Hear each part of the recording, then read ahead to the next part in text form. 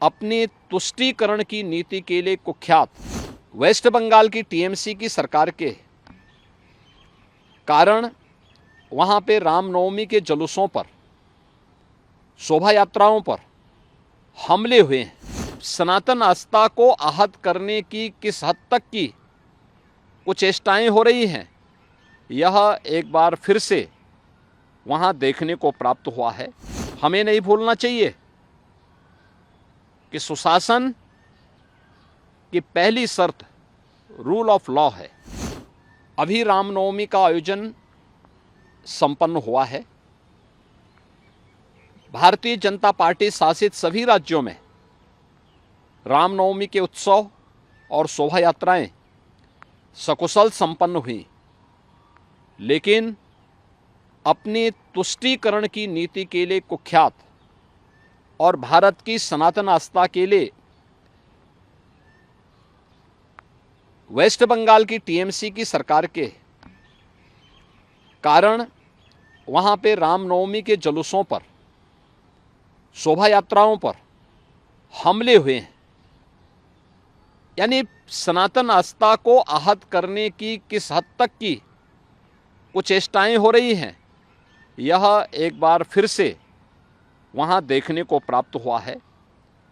हमें नहीं भूलना चाहिए कि सुशासन की पहली शर्त रूल ऑफ लॉ है, और कोई इस कहने में संकोच नहीं कि मोदी जी के नेतृत्व और मार्गदर्शन में भारतीय जनता पार्टी ने देश के अंदर भी और भारतीय जनता पार्टी की राज्य सरकारों ने प्रदेशों के अंदर भी सुरक्षा का वह बेहतर माहौल देने का कार्य किया है।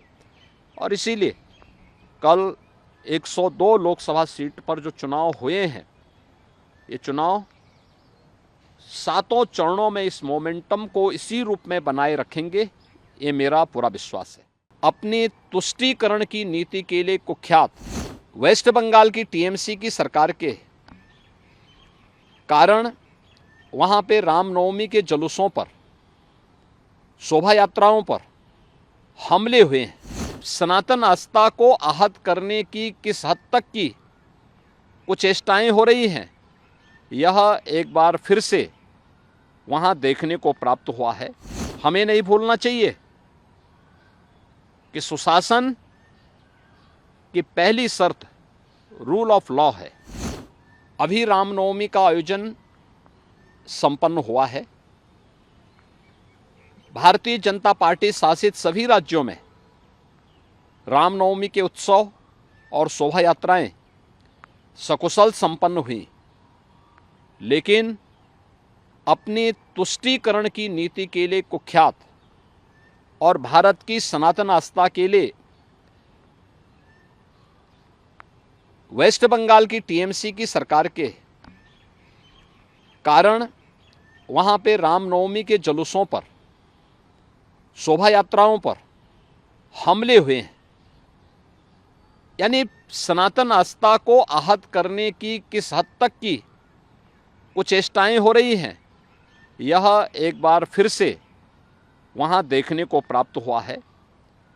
हमें नहीं भूलना चाहिए कि सुशासन की पहली शर्त रूल ऑफ लॉ है, और कोई इस कहने में संकोच नहीं कि मोदी जी के नेतृत्व और मार्गदर्शन में भारतीय जनता पार्टी ने देश के अंदर भी और भारतीय जनता पार्टी की राज्य सरकारों ने प्रदेशों के अंदर भी सुरक्षा का वह बेहतर माहौल देने का कार्य किया है।